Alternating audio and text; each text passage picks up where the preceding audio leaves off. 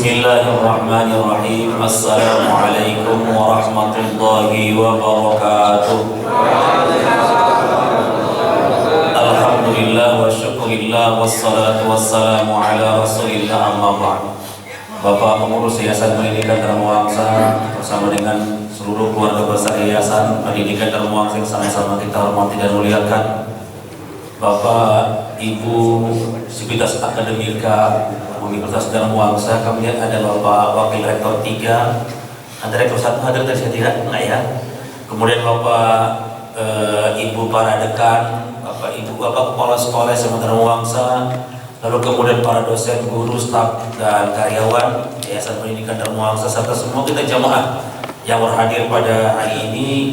Alhamdulillah hari ini kita di hari yang ke-15 bertemu kembali untuk melanjutkan kajian pada zuhur di Masjid As-Salam Yayasan Pendidikan Dharma Wangsa.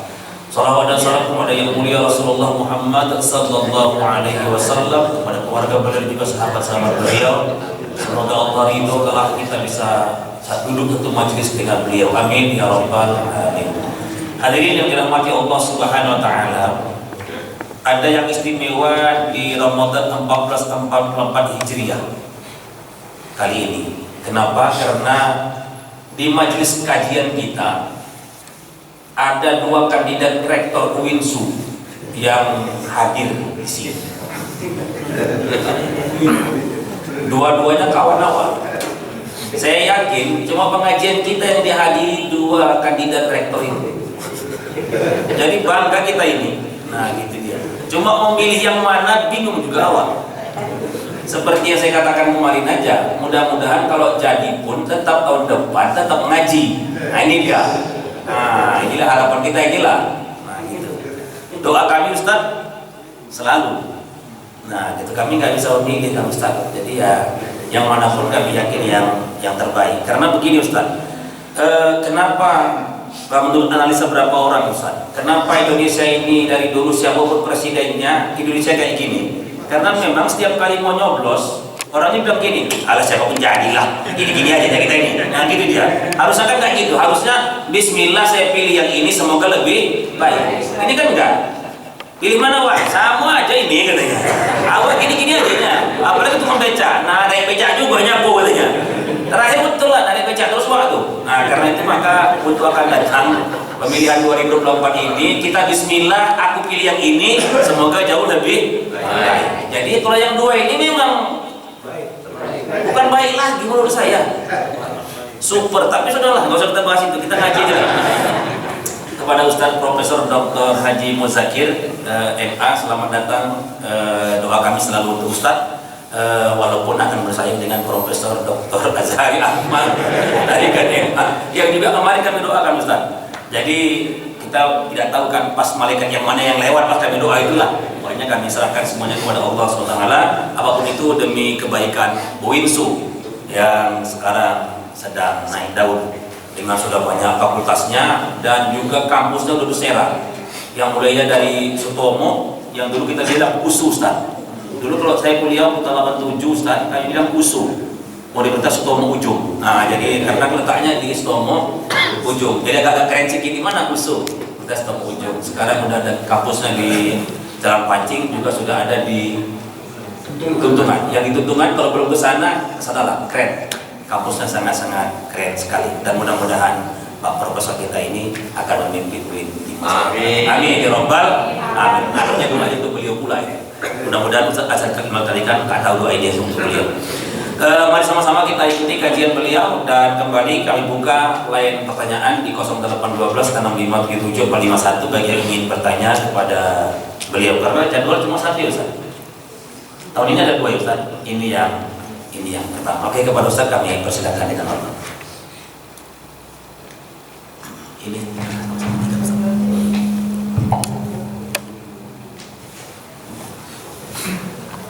Bismillahirrahmanirrahim. Assalamualaikum warahmatullahi wabarakatuh. Alhamdulillahirabbil alamin.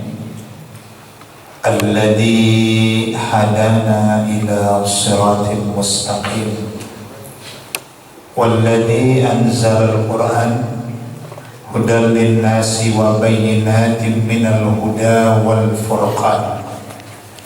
Wassalatu wassalamu ala sayyidil mursalin wa ala alihi wa sahbihi ajma'in. Amma ba'du, qala Allah Ta'ala fil Qur'anil Karim. Bismillahirrahmanirrahim. Wa tazawwadu fa inna khairaz zadi taqwa wattaquni ya ulil albab. Shadaqallahul azim. Arti ayat, dan bertakwalah kamu kepadaku, persiapkanlah bekal dalam kehidupan ini, dan bekal yang terbaik itu adalah ketakwaan. Maka persiapkanlah ketakwaan itu, wahai orang-orang yang memiliki akal yang sehat dan cerdas. Maha benar Allah dengan segala firman-Nya. Al-Quran Surah Al-Baqarah ayat 197.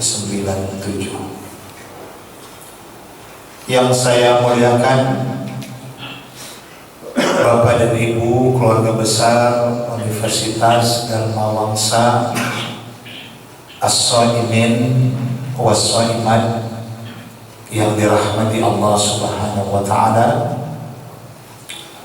Alhamdulillah, pada siang hari ini tiada terasa kita sudah berada pada hari ke-15 dalam menjalankan puasa di bulan suci Ramadan, Syahrul Mubarak, Syahrul Maghfirah. Hari-hari Ramadan yang telah kita jalani dan malam-malam yang begitu indahnya, penuh menginsafkan kita, semakin membuat kita merasakan halawatul iman, manisnya, nikmatnya dan indahnya kehidupan ini ketika kita senantiasa bersama Allah Subhanahu wa Ta'ala.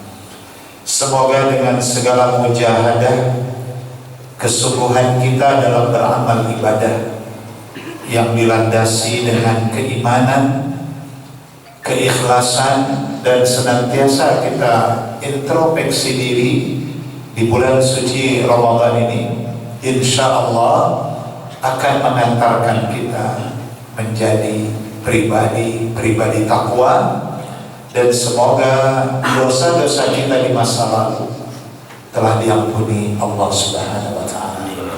Amin ya rabbal alamin. As-Shaimin was-Shaimat rahimakumullah.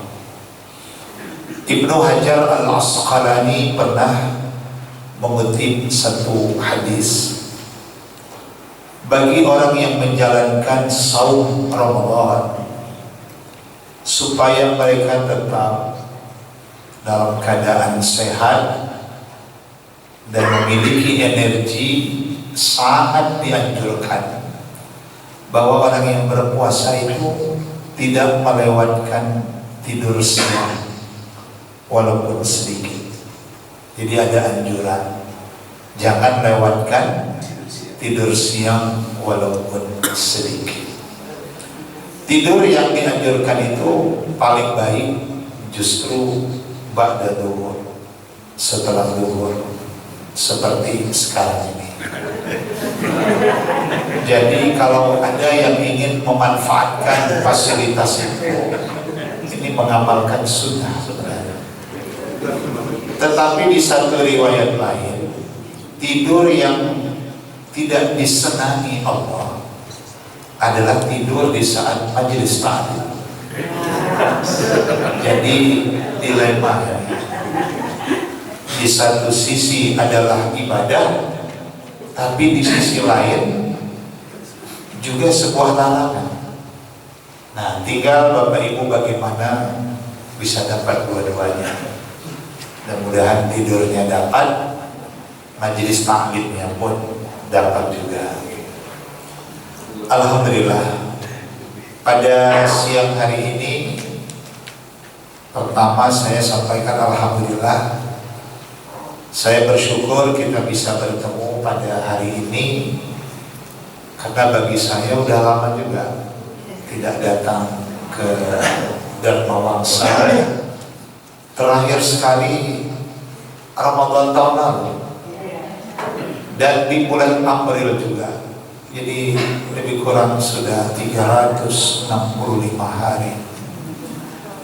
Hari ini pun hampir tak bisa datang juga. Tapi tidak terkait dengan pencalonan rektor sebenarnya.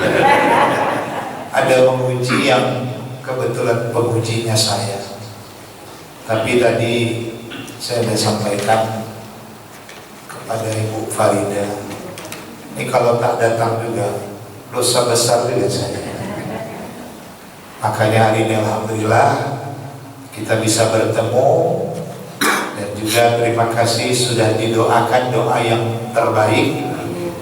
Dan memang luar biasa doa Ustadz Samsuri ini. Beliau ini pun terpikir saya juga ini, kalau jadi rektor dipindahkan ini ke UIN Sumatera. Bapak Ibu yang dimuliakan Allah Subhanahu wa Ta'ala, kajian Ramadan kita pada hari ini akan membahas bahwa Nabi pernah menyebutkan Ramadan ini Syahrul Jihad, bulan jihad. Ada satu hadis yang menyebutkan Raja'na min jihadil asghar ila jihadil akbar. Kita baru selesai dari perang yang kecil,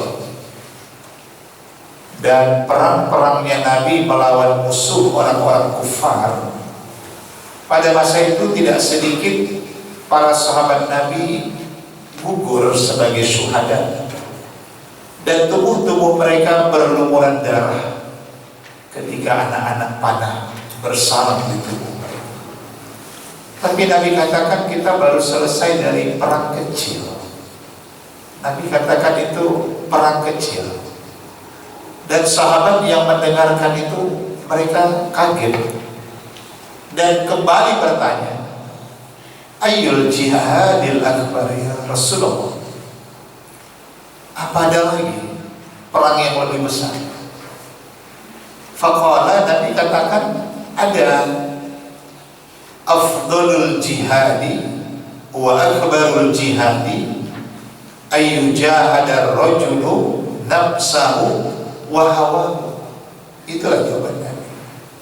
Perang yang lebih berat dan perang lebih besar lagi, itulah perangnya seseorang melawan musuh yang ada di dalam dirinya sendiri dan memerangi hawa, keinginan-keinginannya yang tiada batas. Nabi katakan ini perang yang paling berat ini, karena musuhnya di dalam diri kita, yang tak bisa dihadapi dengan senjata, tidak bisa dihadapi dengan panah. Maka Ramadan ini disebut Nabi sebenarnya bulan perang, mengendalikan diri dan keinginan. Dan ternyata ini tidak mudah. Ini kalau diturunkan hawa, keinginan, andailah ini dikasih masing-masing bantal guling, Pak, saya pikir selesai. Keinginan ibu-ibu kalau misalnya mereka diberi kesempatan pergi ke Baitul Mall, bukan Baitul Mal ya, kalau Baitul Mal bagus, berarti bersedekah. Ke Baitul Mall ini satu hari pun betah. Bahkan ya kalau bisa mallnya dibeli sekalian. Itulah hawa, keinginan yang tiada batas. Maka manusia itu bisa mengalami kehinaan kalau ittiba'ul hawa, memperturutkan keinginan yang tiada batas. Maka hidup yang paling baik itu sebenarnya hiduplah sesuai dengan kebutuhan. Jangan hidup memperturutkan keinginan. Itu kan beda itu. Karena kalau ditanya keinginan, tidak ada selesainya. Sampai Nabi katakan manusia itu kalau ingin memiliki satu lembah emas, bukan tanggung, satu lembah, pasti mereka cari di mana lagi lembah yang keduanya. Sudah ketemu yang kedua, nyari lagi, nggak ada selesai. Alhaakumut takatsur hatta zurtumul maqabir. Kesenangan dunia, keinginan dunia, fata morgana dunia, tipu daya dunia ini tidak ada habis sampai masuk ke liang. Nah, maka Ramadan yang kita jalani ini sebenarnya sedang berperang kita ini. Jadi hakikatnya kalau kata para ulama sufi itu bukan sekedar tidak makan dan tidak minum, dan itu tidak terlalu sulit. Bahkan jangan kaget, maaf, jangan kaget, banyak orang di luar Islam puasa. Justru yang kita kaget Muslim yang tak puasa.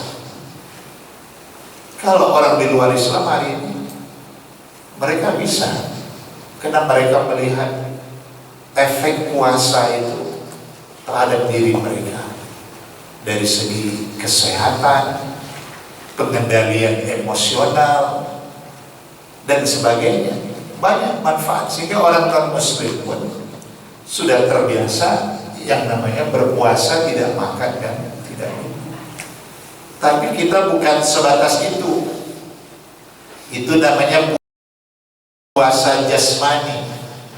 Tapi kalau puasa pada dimensi nafsani, rohani, maka itu nilainya akan sangat berbeda. Maka karena ini disebut Nabi dengan syahrul jihad, dan target tertingginya puasa itu kan pada akhirnya la'allakum tattaqun, dan itu martabat tertinggi, nggak ada yang lebih tinggi lagi. Inna akramakum indallahi atqakum. Maka mencapai itu sangat tidak mudah. Maka di situ Allah menggunakan lafaz la'alla. La'alla ini dalam ilmu balaghah litaraji wa tawakkul. Jadi sebuah harapan. Di situ ada optimisme, tapi juga bisa jadi tidak mencapai target. Maka kata-kata itu dimaknai semoga. Sama kalau kita lihat orang sakit, biasa yang kita katakan pada akhirnya semoga lekas sembuh, dan mudah-mudahan bisa sembuh dengan segala perjuangannya. Tapi bisa juga orang yang kita katakan semoga lekas sembuh nggak sembuh lagi, malah terakhir berdiri bendera STM di depan rumahnya. Itulah makna la'alla. Jadi ada dua nilai pada akhirnya. Bisa jadi sama dengan jihad puasa Ramadan ini, perang di bulan Ramadan ini, ada yang mencapai target, berhasil dalam perangnya, dan ada yang gagal. Selama Ramadan itu dia tak mampu berperang melawan dirinya, melawan dorongan keinginannya yang tiada batas, itu dia tak berhasil. Nah, ini baru 15 hari kita berada di Ramadan ini. Maka jadikanlah setiap Ramadan itu yang terbaik. Karena kita nggak berani jamin. Saya pikir Bapak Ibu ada nggak berani kita jamin akan selesai 1 bulan Ramadan ini? Berani Ustaz Samsul? Apalagi tahun depan. Mana tahu kita 2 hari lagi malaikat maut wilayah kerjanya ya sudah. Tapi mudah-mudahan dan bangsa lewat kita jalan. Gak ada yang tahu. Banyak sekali kita menyaksikan dan mendengar, melihat berita kematian yang sangat tiba-tiba. berwudu mau sholat ke masjid, sholat di masjid, tiba-tiba terkulai dan meninggal dalam sholatnya. Ada yang sedang berzikir, ada yang sedang baca Quran. Begitulah absolut kematian itu. Nah, maka tiada lain hari ini kalau mengutip pendapat Sayyidina Ali bin Abi Thalib radhiyallahu anhu, ada 4 hal yang harus kita lakukan. 4 hal ini merupakan kekuatan kita dalam perang mengendalikan diri kita dan keinginan. Jadi ada 2 yang dikendalikan dalam hadis itu. Pertama nafs, yang kedua hawa. Ketika disebut nafs, berarti di situ ada dimensi akal yang harus dikendalikan, ada dimensi hati, dan ada hawa nafsu. Sedangkan hawa adalah produk dari hawa nafsu yang berisikan dorongan keinginan-keinginan yang tiada batas. Itulah yang kita sedang perangi. Maka apa yang ditawarkan Sayyidina Ali, mudah-mudahan ini bisa menjadi senjata kita, bisa menjadi kekuatan kita dalam menghadapi perang ini. Yang pertama, dalam pandangan Sayyidina Ali itu disebutkan al-khawfu minal jalil. Nah, jadi at-taqwa al-khawfu minal jalil. Nah, mencapai ketakwaan itu yang pertama adalah al-khawf. Harus ada rasa takut minal jalil, takut kepada yang maha agung, yang maha mulia, Allah Subhanahu wa ta'ala. Ada rasa takut. Nah, maka pada hari ini boleh kita merenungkan diri kita. Apakah kita termasuk orang-orang yang al-khawf, takut kepada Allah? Orang yang takut kepada Allah itu fafirru ilallah, dia berlari menuju Allah. Ini Bapak Ibu datang ke Masjid As-Salam, hakikatnya adalah karena takut kepada Allah.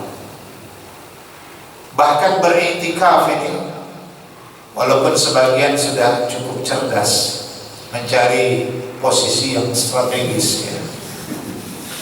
Maksudnya yang nyandar. Yang nyandar itu strategis. Tapi doa saya yang gak nyandar pahalanya lebih banyak. Yang sudah nyandar lanjutkan. Kenapa kita lakukan ini? Hakikatnya karena takut. Orang takut kepada Allah itu justru takarub, dia semakin mendekatkan diri. Jadi maaf kalau ada orang yang menjauhkan diri dari Allah, larangan-larangan Allah dikerjakan, perintah-perintah Allah ditinggalkan, ini cermin orang yang gak takut pada Allah. Dia berlari meninggalkan Allah. Tapi orang yang takut kepada Allah berlari menuju Allah. Jadi berlari menuju Allah artinya berlari dalam ketaatan. Berlari meninggalkan Allah, berlari menuju kemaksiatan. Na'udzubillah min dzalik. Nah, maka selagi kita takut kepada Allah, itu artinya kita sedang memaksimalkan pengabdian kita kepada Allah Subhanahu wa ta'ala. Apalagi di bulan Ramadan. Kalau dalam istilah orang-orang medis, ini di bulan Ramadan ini naikkan level dosis ibadah kita. Jadi kalau obat biasanya minum generik, ini Ramadan jangan yang generik, obat paten yang ada resep. Nah, biar kualitasnya lebih kuat, lebih bagus. Maka di bulan Ramadan ini boleh kita sedikit memaksa diri menaikkan level dosis amal ibadah. Yang jarang-jarang duha, paksain harus duha. Yang jarang-jarang tahajud, paksain. Kita sedang menaikkan level dosis ibadah. Yang biasa sedekah masuk tabung gambar Frank Sepo, Samratulani atau Idham Khalid, Ini agak paksa dikit, minimal Juanda atau Soekarno-Hatta. Kalau ada Franklin lebih bagus. Naikkan dosis level ibadah kita. Sehingga dengan demikian peperangan kita melawan diri dan hawa nafsu itu, senjata kita lebih canggih. Karena musuh kita ini canggih dia. Maka kita harus menghadapi juga dengan kecanggihan dosis menghadapinya. Nah, inilah bulan Ramadan. Jadi yang pertama adalah tumbuhkan rasa takut. Ditambah lagi, semua kita akan diminta Allah pertanggungjawaban. Adanya pertemuan dengan Allah di suatu hari nanti. Jadi saya teringat ini orang tua kami Pak Salahuddin. Mungkin di antara yang hadir ini barangkali beliau yang lebih senior ya. Jadi cerita takut ini saya pernah mendengar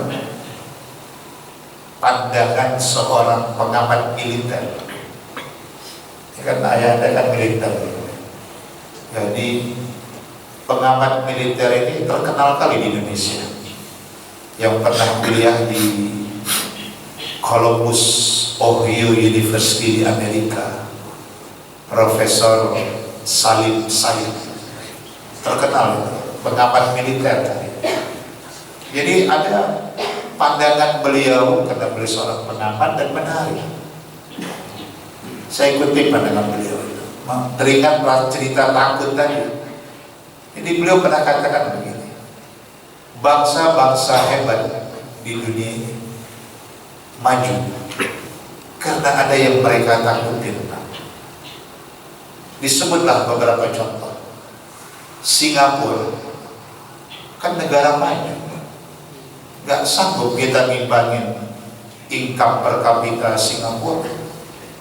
$1 hampir 12.000.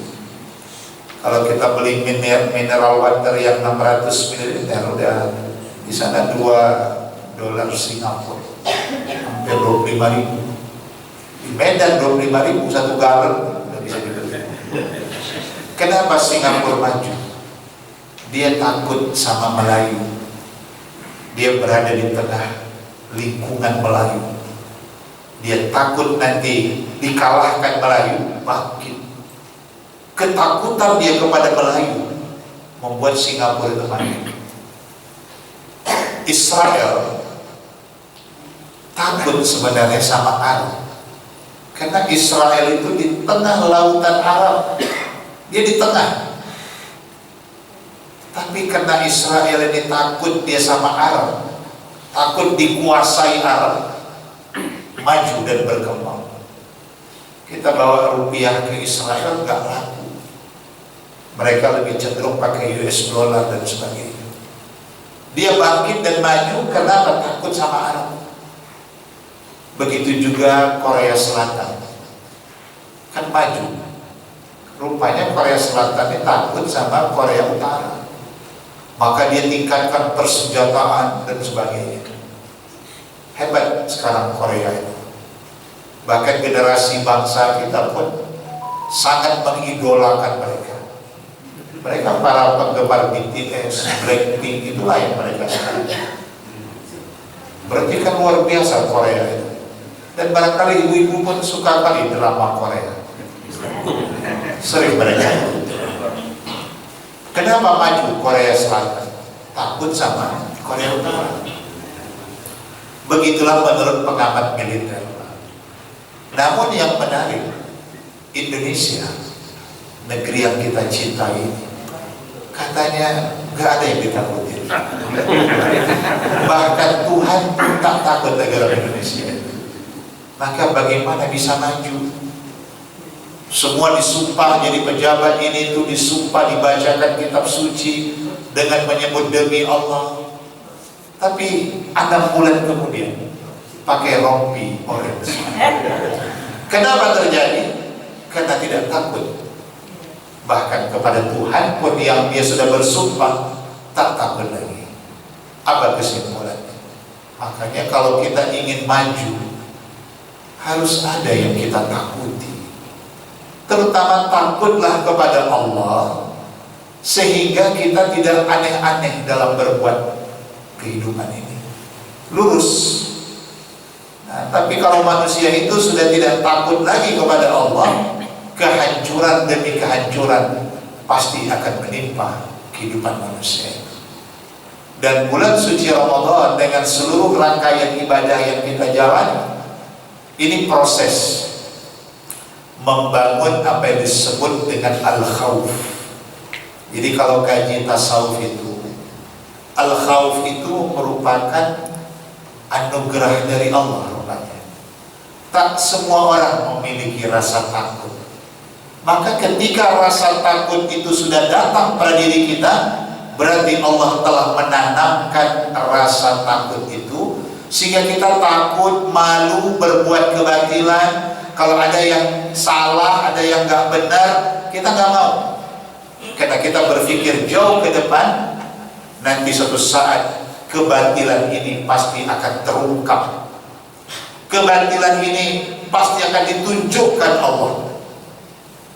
Maka al-khawf itu sangat mahal harganya. Allah yang menanamkan rasa takut, dan Allah akan memberikan rasa takut itu setelah manusianya berjuang untuk mendapatkan rasa takut. Jadi kita yang puasa ini 13 jam, nanti malam lagi kita lanjut qiyamul lail, tadarus, bahkan kadang-kadang buka puasa bersama. Cuman belakangan agak-agak tak berani juga orang. Di sini tetap. Di sini ada ya? Masya Allah, alhamdulillah. Di sini ada. Tapi ada sebagian tempat, karena yang dilarang adalah buka puasa bersama, malah mereka buat sahur bersama. Kan gak ada larangannya. Termasuk beberapa perguruan tinggi di Jawa, di Gajah Mada misalnya, mereka patuh juga. Gak buat buka puasa bersama, tapi buat sahur bersama. Kan ada di SK larangannya. Penting juga yang buat peraturan. Karena yang dilarang berbuka, sahurnya boleh. Sehingga mereka buat jamuan makan, ada nasi macam-macam lah, makan sate ya, macam nasi khas, nasi uduk dan macam-macam mereka buat untuk sahur bersama. Nah, jadi memang seluruh ritual Ramadan ini, kalau kita jalani dengan dua landasan, imanan wahtisaban. Pertama karena keimanan, berarti karena keyakinan, dan keyakinan itu mendatangkan kesadaran. Jadi kita puasa ini karena sadar ya, bukan karena segan sama suami, sama istri, bukan karena segan sama pimpinan, tapi kesadaran bahwa ini adalah kebutuhan. Itulah makna iman. Wahtisaban, bahkan kita penuh perhitungan, kita memperbaiki diri kita dengan keimanan yang Allah berikan itu. Maka itu menjadi sebab Ramadan ini membakar dosa-dosa kita. Nah, maka kalau dosa-dosa kita semakin bersih, noda-noda hitam itu semakin hilang, maka hati kita mulai bercahaya. Maka akan muncullah rasa takut. Maka manusia itu gak akan punya rasa takut kalau alat perasa takutnya rusak, hatinya. Selagi dosa-dosanya tidak pernah dia bertaubat, selagi suka berbuat dosa, malah melakukan larangan Allah, hati itu akan gelap, bahkan tertutup, sehingga tak sampailah rasa takut itu kepada Allah SWT. Jadi kalau kita lihat ada orang-orang yang nekat, berbuat yang aneh, melakukan yang haram, sedang bermasalah hati mereka, sedang berpenyakit hati mereka. Makanya hati ini paling sulit merawatnya. Kalau tidak dengan keimanan kita, maka manusia itu bisa lebih sadis daripada hewan buas. Kita lihat hari ini berbagai tragedi kemanusiaan kriminalitas, kejahatan, orang sudah gak punya rasa lagi. Ada rasa manusia, kemanusiaan, rasa takut, sudah harta diambil, orangnya dibunuh, dan kadang-kadang di tepi jalan mayat dibuang. Itu cerminan sudah banyak orang yang mati sebelum kematian yang sebenarnya. Kematian yang terjadi sebelum kematian yang sebenarnya, kalau orang sudah mati hatinya. Itulah yang dikatakan Al-Ghazali. Jadi ada orang mati sebelum kematiannya. Itulah orang yang masih hidup, makan, minum, duduk di kedai, tapi dia sudah mati hatinya. Itu kematian sebelum kematian yang sesungguhnya. Nauzubillah. Baik, itu yang pertama. Mari kita jadikan Ramadan ini bulan untuk terus menumbuhkan al-khauf minal jalil, rasa takut kita kepada Allah Subhanahu wa taala. Yang kedua, yang harus kita lakukan itu adalah wal amalu bitanzil. Selalulah beramal, memperbanyak ibadah. Bitanzil, sesuai dengan petunjuk Allah dalam Al-Quran, sesuai dengan tuntunan Nabi Sallallahu Alaihi Wasallam. Maka inilah bulannya. Jangan sampai kita menyesal. Dan salah satu amaliyah yang sangat istimewa di bulan Ramadan ini, ternyata membangun kesolehan sosial. Ini yang agak istimewa. Nanti Bapak Ibu lihat surah Al-Munafikun ayat 10. Ketika manusia itu mau dicabut roh, mau mengalami kematian, andaikan boleh negosiasi dengan malaikat maut, kalau boleh, dan dia minta kepada Tuhan, laula akhartani ila ajalin qarib, ya Tuhan, tangguhkan sebentar aja kematian, jangan dulu. Ngapain? Dia bukan mau sholat, dia bukan mau puasa, dia bukan mau haji, karena itu untuk diri sendiri. Tapi apa yang dia katakan? Fa'as-sadaqah, aku ingin bersedekah. Kenapa yang dia minta bersedekah? Karena nilainya sangat tinggi. Karena kalau dia berbagi pada orang, dia mendapat satu untuk dirinya, dan dia sudah berbuat untuk orang lain. Dua hal yang dia dapati.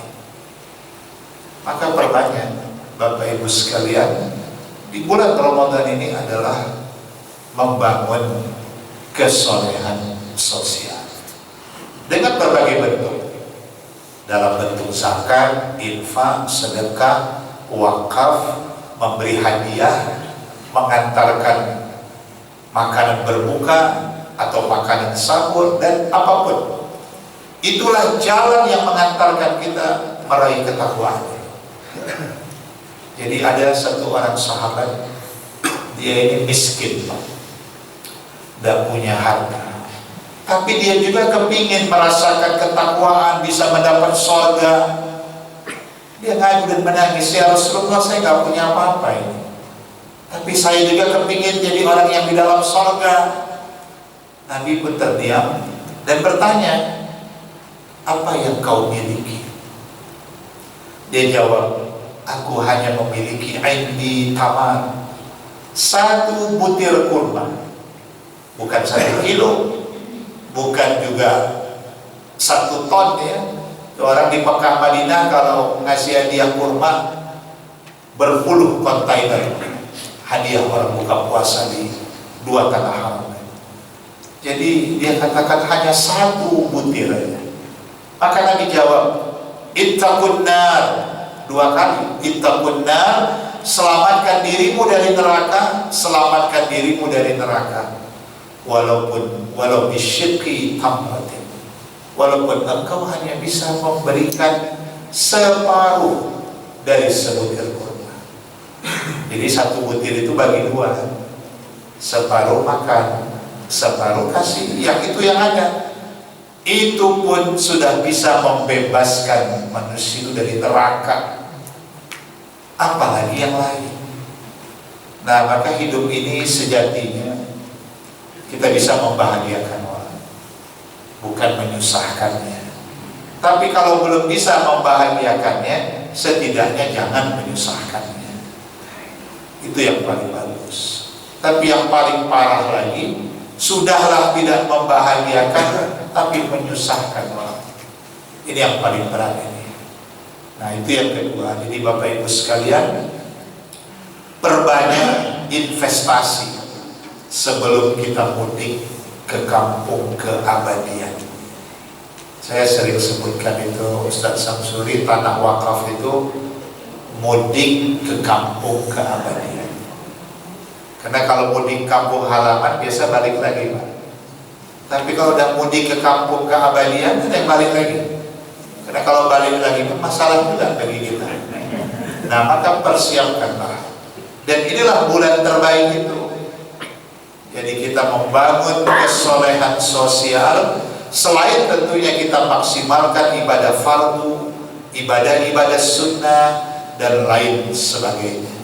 Bahkan di negara Arab Saudi, kalau sudah Ramadan itu mereka bercuti untuk lebih prioritas ibadah. Makanya kalau kita lihat sekarang berita TV Saudi, orang umrah Ramadan ini bisa hampir mencapai 5 juta orang, melebihi kota haji 3,5. Kenapa bisa begitu banyak? Karena orang Saudi, peraturan kerajaan hanya boleh umroh setahun 1 kali, dan mereka memilih Ramadan. Beda orang Indonesia, tiap bulan bisa umroh. Malah ada teman saya tiap bulan ke Mekah. Orang Arab pun udah ramah sama dia. Bahkan unta pun kalau ketemu saya tahu, karena seringnya datang. Kenal unta. Nah, artinya beruntunglah kita orang Indonesia bisa datang tiap bulan. Sementara tuan rumah orang Saudi setahun hanya 1 kali. Nah, maka kalau kita lihat live Mekah hari ini, Madinah begitu padat, dan memang orang Saudi semuanya mereka datang berumrah karena mereka jatahnya setahun hanya 1 kali, maka dimaksimalkan ibadahnya. Jadi perang melawan diri, perang melawan hawa nafsu, meredam itu ternyata dengan ibadah, dengan berbuat kebaikan, baik hablum minallah dan kebaikan yang terkait dengan hablum minan nas. Ini kita lakukan. Kalau ditanya cukup, nggak ada kita yang cukup hidup ini. Pasti semua merasa kekurangan. Nah, tapi gunakanlah rezeki yang Allah berikan. Apalagi barangkali THR pun sudah cair. Udah Ustaz, manfaatkan. Jadi kalau sudah, nanti BKM cek tabung infak Masjid As-Salam. Jangan lagi idham khadir perangkai sibuk, di dalamnya harus berubah. Nah, itulah Bapak Ibu sekalian yang kedua. Yang ketiga, jihad Ramadan yang harus kita persiapkan itu untuk melawan musuh yang paling berat, wal qana'atu bil qalil. Wal qana'atu bil qalil itu maknanya qana'ah, merasa cukup dengan yang sedikit, bersyukur dengan yang ada.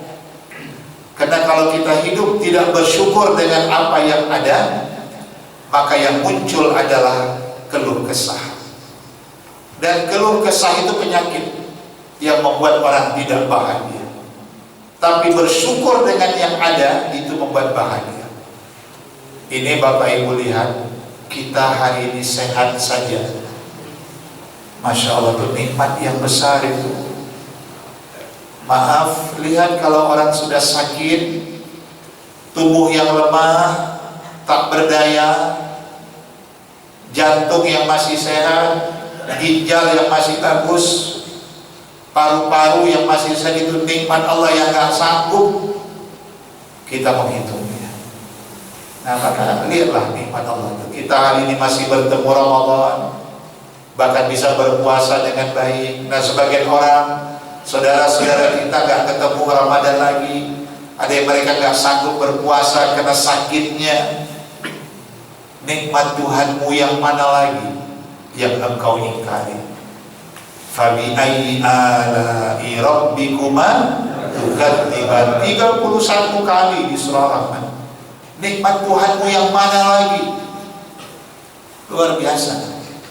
Maka bersyukurlah kita dengan apa yang hari ini sudah Allah berikan. Maka kepada ibu-ibu ya, sebagai istri yang salihah, bersyukurlah berapapun yang diberikan suami. Walaupun sebulan tak banyak, 20 juta alhamdulillah, 30 juta alhamdulillah.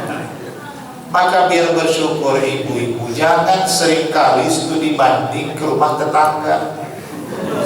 Itu yang bisa menghilangkan rasa syukur. Orang yang bersyukur itu dia akan memaksimalkan nikmat yang Allah berikan. Bersyukurnya orang sehat, selagi sehat perbanyak kebaikan, nanti sakit nggak bisa lagi. Bersyukurnya orang kaya, gimana harta itu mendatangkan ridho. Maka jangan harta itu dipamer-pamerkan di media sosial. Nanti ibu-ibu beli Rubicon dipamer.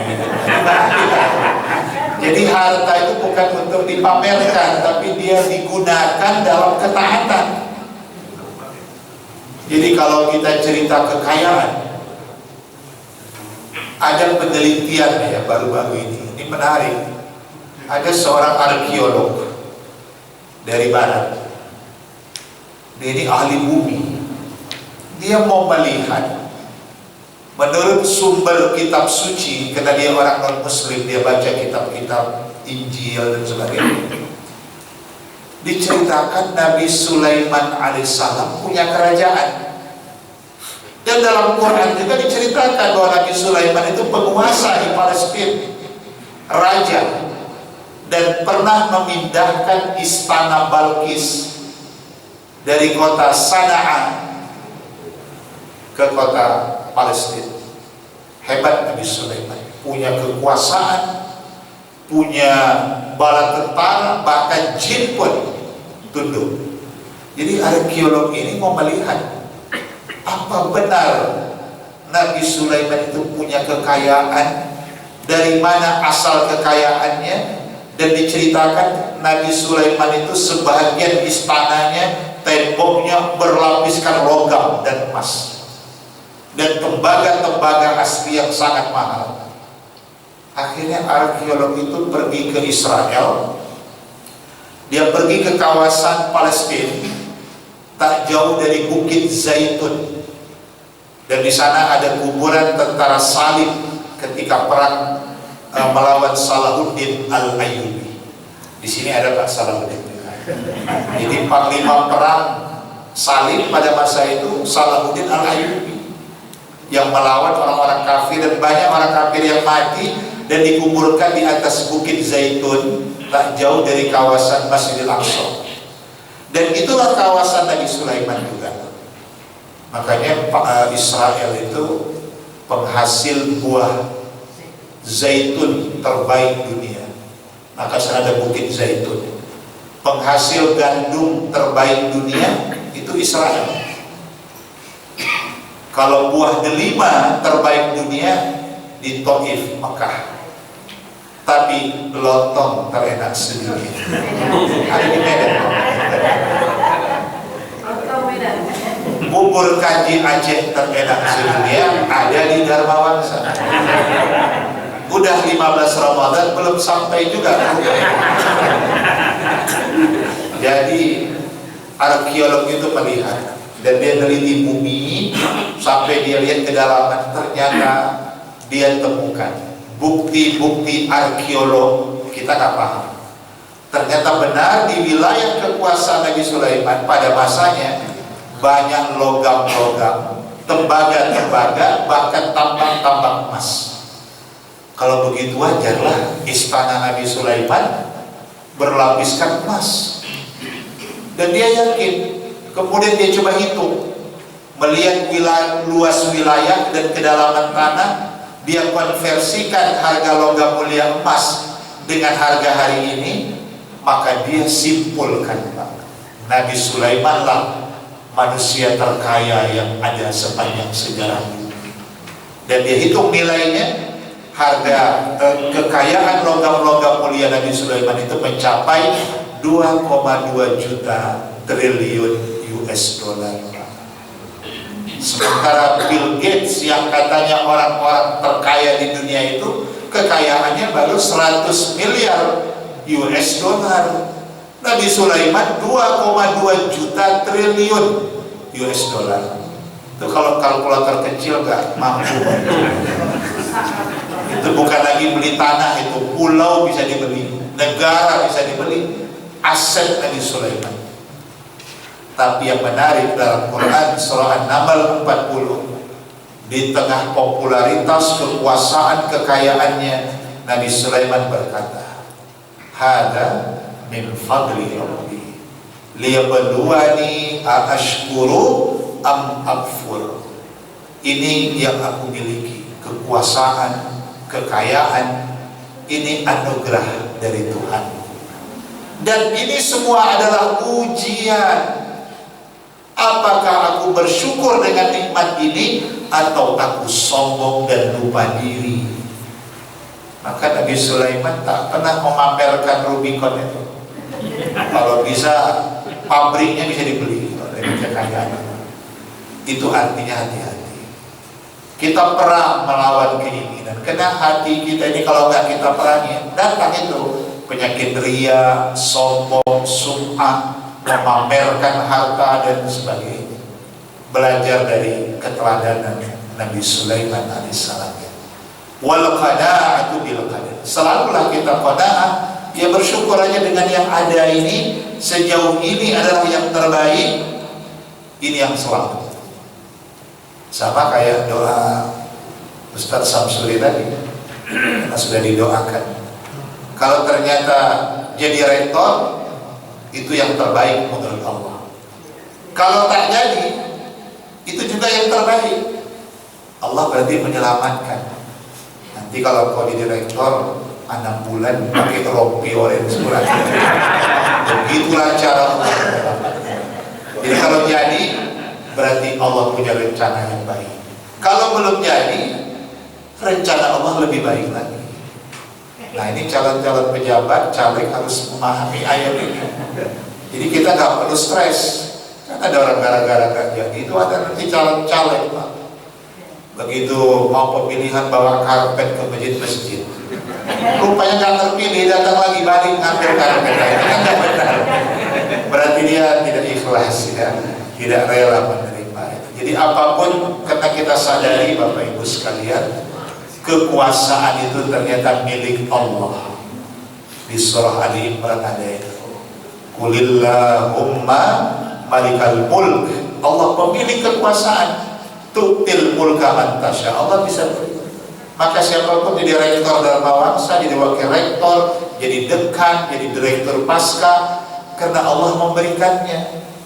Nah, kalau kita sadar itu diberikan Allah, jangan berkhianat. Karena kalau orang berkhianat, berarti dia bukan saja berkhianat kepada Allah, dia juga berkhianat kepada orang yang memberikan kepercayaan itu. Itu hakikat dalam kajian tasawufnya. Nah, sehingga nggak ada yang perlu dikhawatirkan. Ya Alhamdulillah kalau memang Allah menghendaki. Nah, makanya saya juga bilang sama kawan-kawan, kita harus memilih jalan yang lurus. Jadi jangan kita jalan yang salah. Kita hindarin, ya mohon maaf, kadang-kadang orang untuk jabatan harus membayar sekian. Nah, ini kan awal dari kehancuran. Tak takut dia kepada Allah SWT. Nah, makanya hati-hati.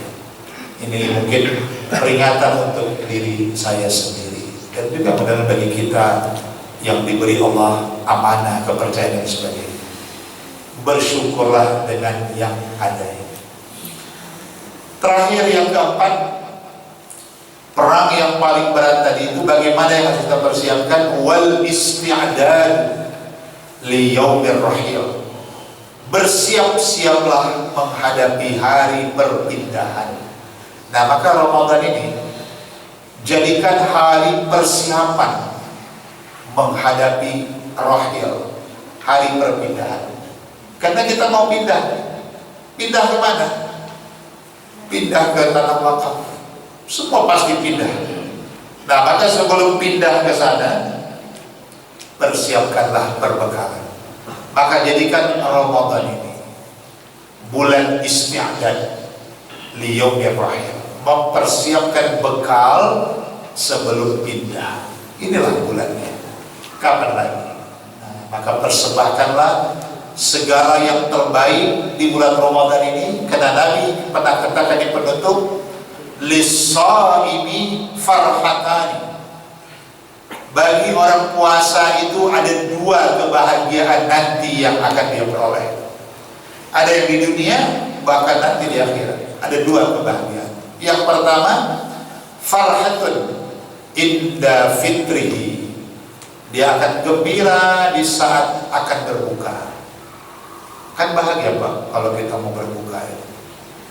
Apalagi lihat makanan-makanan, ada kari kambing pakai labu atau pakai pisang, udah ada kuah belamong, timpan, bubur kanji, kelihatan bawang gorengnya yang renyah, ada lagi sapi matang dengan sopnya. Ini tak wajar jam 2 jam. Semangka merah pula lagi ya. Kan bahagia itu. Dan bahagia itu membuat kita semangat. Kenapa bahagia akan berbuka? Karena kita merasa satu hari kita sudah selesai menjalankan ketaatan. Bahagia itu puasa itu. Makanya orang puasa itu sehat. Menjelang berbuka. Dan bahagia indah fitri itu ada salah hadis menyebutkan dia bahagia nanti saat dia kembali kepada fitrahnya. Karena dosa-dosanya diampuni, bagaimana kan bahagia. Dan bahagia juga orang puasa Ramadan, karena di Ramadan biasanya THR pun cair, ya kan, banyak hadiah-hadiah. Itu juga hal yang juga menarik di bulan Ramadan. Nah, satu lagi puncak bahagia itu wa farhatun inda liqa'a rabbih. Nanti di saat dia bertemu dengan Tuhannya. Dan itu dipertegas dalam surah Al-Insyiqaq ayat 6.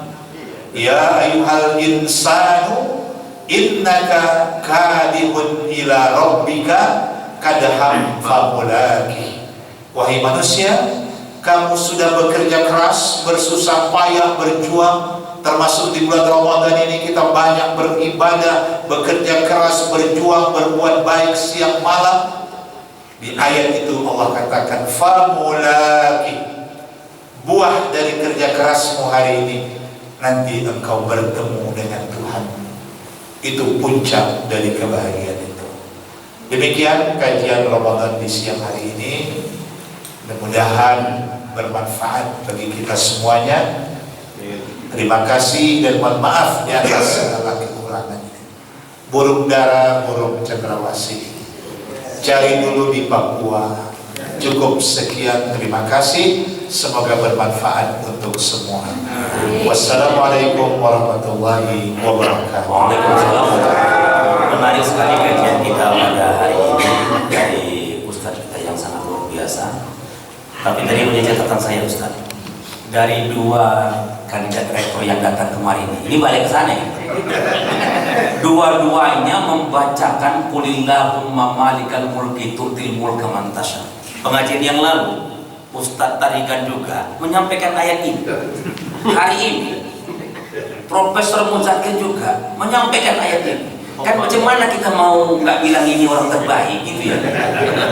Aku akan juga lah, siapa tahu nanti untuk jadi rektor. Nah, pindah mau gue kan gitu kan? Katanya janji, tapi nggak mungkin Ustaz. Umur 54. Hadirin yang dirahmati Allah Subhanahu wa Ta'ala, kajian hari ini menarik. Tadi intinya Ustaz kayaknya kita harus takut itu Ustaz. Takut kepada persiapan apa yang mau kita buat nanti. Intinya sebenarnya adalah takut itu. Tapi memang betul Ustaz bilang orang Indonesia ini takutnya sangat-sangat rendah sekali. Ada seorang anggota dewan Ustaz dialog sama Kiai. Dia bilang, Pak Kiai, mana lebih hebat saya sama lurah? Oh, hebat lah anggota dewan. Terus dia bilang, dengan bupati pasti lebih hebat dia anggota dewan, karena bupati tak bisa memberikan ini itu, anggota dewan bisa membuat undang-undang. Dengan presiden kota lebih hebat lah anggota dewan, karena anggota dewan bisa memecat presiden. Terakhir dia bilang, kalau dengan Nabi, kata Pak Kiai, lebih hebat anggota dewan. Masa bisa gitu Ustaz? Kata anggota dewan, iya, karena Nabi takut dengan Allah, antum kan enggak, ada gitu dia. Jadi ya hadirin yang dirahmati Allah Subhanahu wa taala, mudah-mudahan menjadi iktibar bagi kita bahwa jangan kita mengalah-ngalahkan Nabi, karena Nabi itu kan takut dengan Allah, tapi banyak di antara kita yang tidak takut dengan Allah.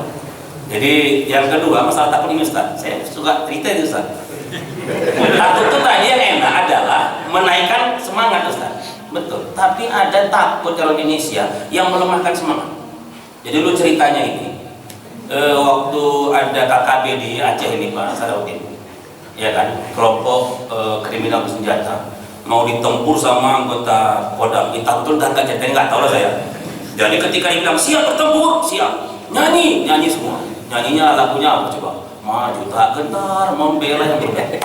Sampai si Kuala Simpang, perbatasan Sumatera Utara dengan Aceh, lagunya berubah Ustaz, udah nggak sedikit. Jangan ditanya kemana. Sampai daerah ini Ustaz, disambut anggota KKB dengan tembakan, lagunya berubah Ustaz, anggota pasukan ini, lagunya berubah. Bila ijro'i. Jadi semangat, harusnya kalau takut semakin berani, jangan semakin menghilangkan kesemangatan. Oke lah, hadirin yang dirahmati Allah SWT, itu sekedar untuk supaya yang tadi ngorok itu bisa bangun. Oke ya, Ustaz, ada 2 pertanyaan dari WA ini Ustaz. Yang pertama, Assalamualaikum Ustaz, saya mau tanya, maaf di luar dari tema hari ini, kayaknya nggak di luar ini kayaknya. Suka berbagi terhadap orang yang lain yang membutuhkan, tapi terkadang kita sendiri membutuhkan juga. Namun yang dilakukan adalah tetap berbagi kepada orang itu. Apakah ini nggak disebut kita menzalimi diri sendiri Ustaz? Padahal kita butuh, tapi kita bagi juga sama orang itu. Yang kedua Ustaz, katanya begini. Pertanyaan kedua, bagaimana dengan orang yang menyuruh berpuasa sementara dia sendiri nggak puasa? Nah, ada 2 pertanyaan Ustaz. Jadi yang pertama, apakah dihitung orang ini menzalimi dirinya kalau dia sementara butuh? Karena bininya itu merepet aja Ustaz, karena dia ngasih sama orang, bini tak dikasih. Tapi apakah dia ngasih sama bini orang juga? Tak tahu kita.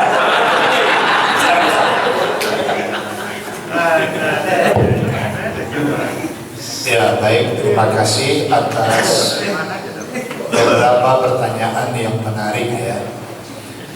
Pertama tadi ada orang yang berbagi sementara dirinya sendiri mungkin juga dalam keterbatasan. Saya teringat satu hadis yang tadi, seorang miskin pun yang punya 1 butir kurma, itulah hebatnya diplomasi Nabi tadi. Jadi 1 butir itu jangan berikan semuanya, karena kalau diberikan semua otomatis orang yang miskin tadi gak makan lagi. Kenapa Nabi suruh bisyikir, bagi 2? Artinya engkau pun harus menikmati dari rezeki. Nah, jadi kenapa bagi 2? Keadilan. Arti berbagi yang dimaksud itu bahwa kita perlu adil, jangan kita membagi kepada orang lain sementara diri kita teraniaya. Tentu dilarang, dalam Quran ada itu. Janganlah engkau mengulurkan tanganmu selebar-lebarnya, dan jangan juga engkau mengikat kedua tanganmu, tapi jadilah di antara keduanya. Jadi terlalu royal tak boleh, terlalu pelit pun tak boleh, tapi di antara keduanya. Jadi ayat itu mengajarkan betapa perlu keseimbangan itu. Sama kayak di pesawat terbang, Bapak Ibu sekalian, kan diajarin sama pramugarinya. Jadi kalau nanti ada turbulensi dan ada tabung oksigen, apa kata yang pramugarinya? Pakailah untuk diri Anda sendiri dulu, baru membantu yang lain. Jangan nanti dia kasih untuk orang lain, terakhir dia meninggal dunia karena kehilangan oksigen. Jadi memang sesuatu itu tetap ku ampusakum dulu, mulai dari diri kita. Nah, jadi kalaupun kita berbagi kepada orang lain, tentu tidak mengabaikan orang-orang yang lebih utama, dan pemberian itu juga tentu tidak berarti kita melebarkan tangan selebar-lebarnya, tidak mengikat tangan sampai rapat, tapi juga kita ada Jadi memang luar biasa ajaran Quran itu, supaya dalam berbagi pun tidak sampai kita merusak diri kita sendiri. Karena memang dalam berbagai riwayat itu, kalau orang-orang sufi itu dia yakin bahwa apa yang diberikan itu pasti akan diganti Allah Subhanahu wa taala. Pasti Allah akan mengganti lebih dari apa yang dia inginkan gitu. Saya pernah baca satu kisah inspiratif juga. Jadi ada seorang istri, dia bilang pada suaminya, kepingin kali dia makan buah delima, carikanlah saya buah delima. Akhirnya suami ini pergi demi istri yang kepingin kali sebuah delima. Pergi cari sampai ke hutan, kemana-mana, dapat satu buah delima. Begitu gembira dia, alhamdulillah, ini istriku pasti akan senang kali.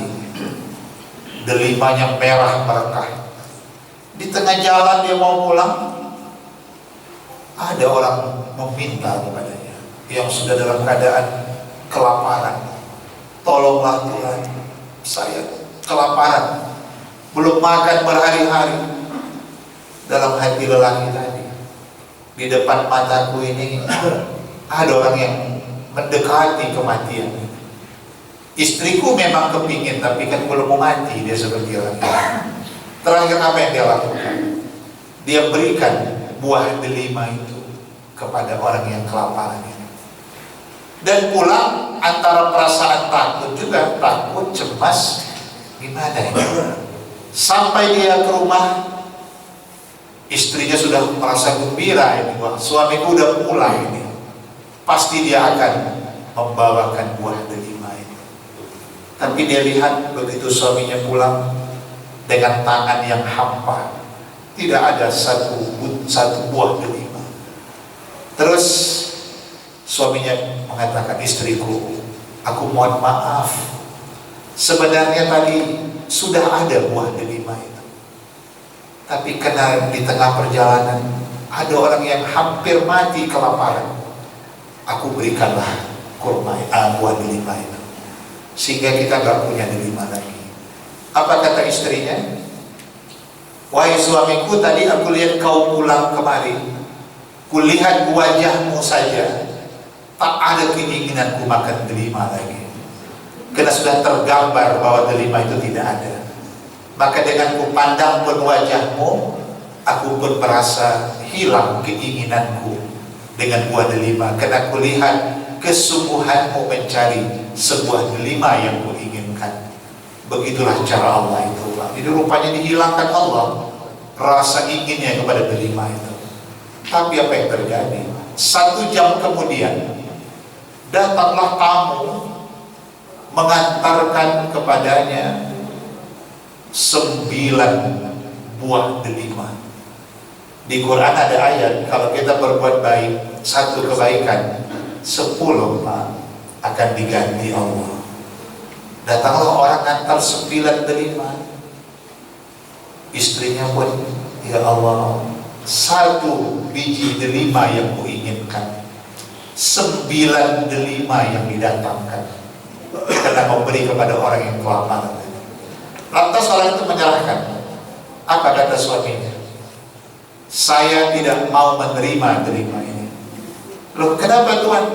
Ini delimanya bagus 9. Sebab dalam Quran dikatakan 1 kebaikan yang kita lakukan 10 diganti. Ini 9, nggak sampai 10.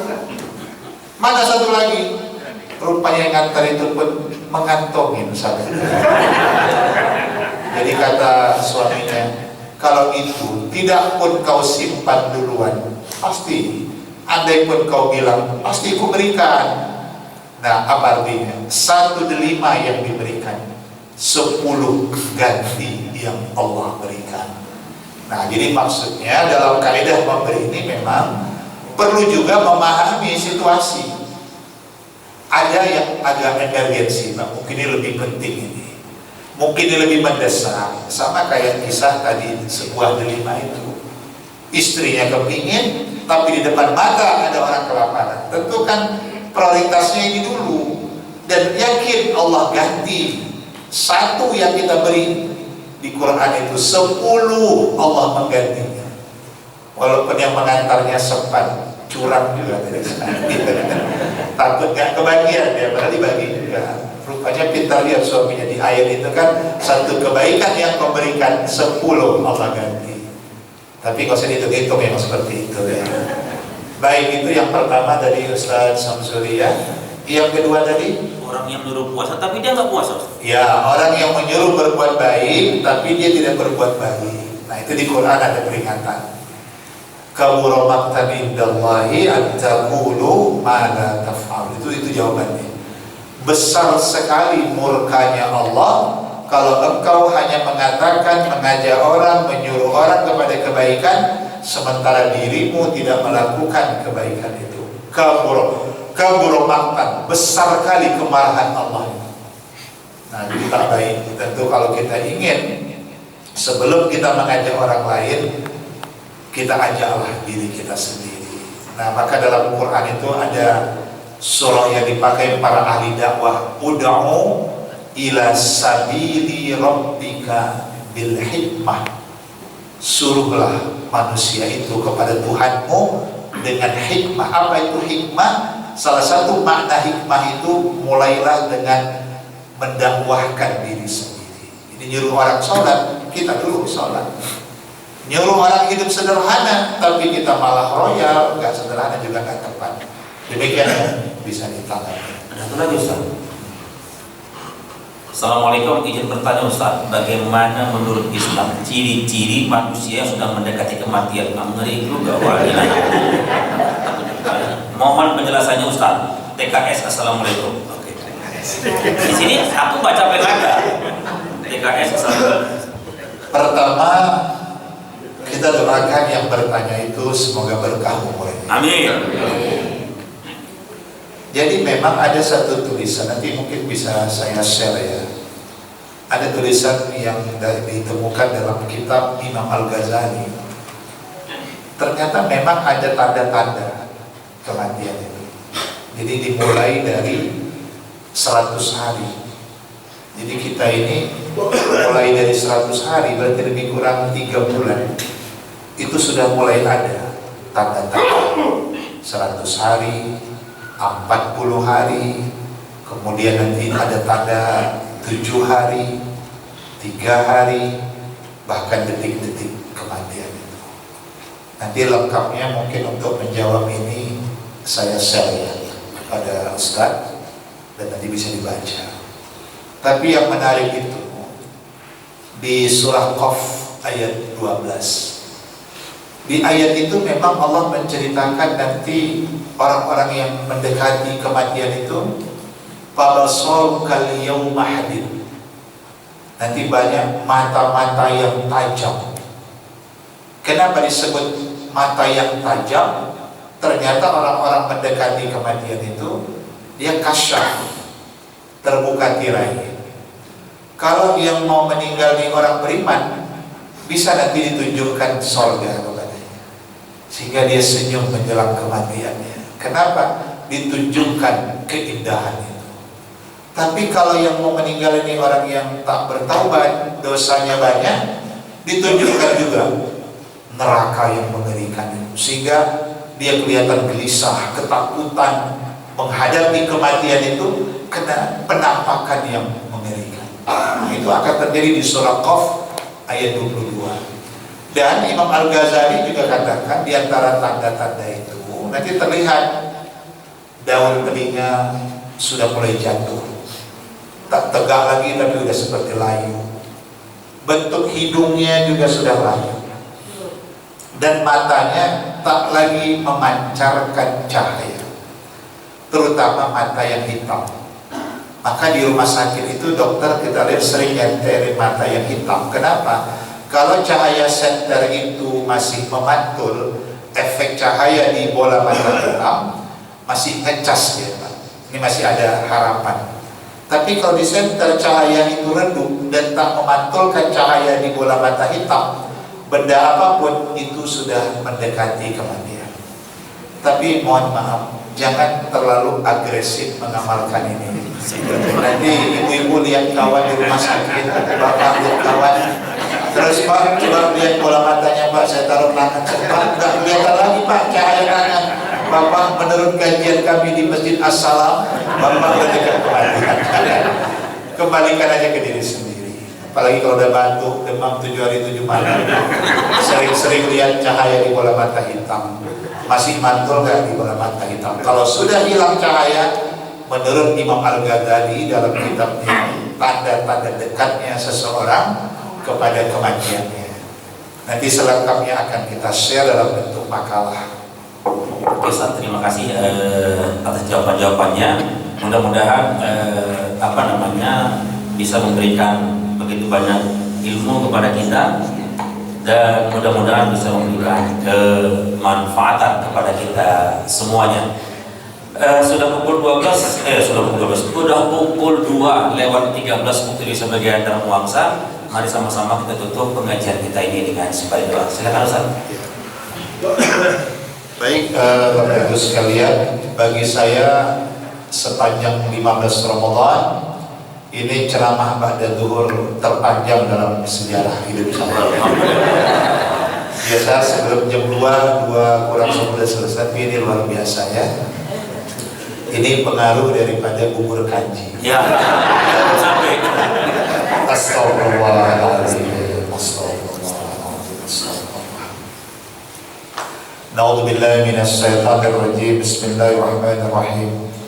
Alhamdulillahi rabbil alamin, wassalatu wassalamu ala sayyidil mursalin wa ala alihi wa sahbihi ajmain. Allahumma innaka afuwun karimun tuhibbul afwa fa'fu anna ya karim. Allahumma inna nas'aluka al-huda wat-tuqa wal-afafa wal-ghina. Allahumma ij'al jam'ana hadha jam'an marhuma wa tafarruqana min ba'dihi tafarruqan ma'suma. Rabbana atina fid dunya hasanah wa fil akhirati hasanah wa qina adzaban nar. Walhamdulillahi rabbil alamin. Taqabbalallahu minni. Demikian pengajian kita hari ini, karena tadi Ustaz sudah mancing pakai pantun. Kalau pantun ini Ustaz, kalau ada yang jual, ada yang beli. Kita tutup dengan sebuah pantun. Buka puasa minum es sop buah. Kalau masak sop jangan pakai micin. Pengajian hari ini selesai sudah. Insya Allah kita ketemu hari Senin bersama dengan Ustaz Muniruddin. Kami kira demikian, sampai bertemu lagi. Assalamualaikum warahmatullahi wabarakatuh.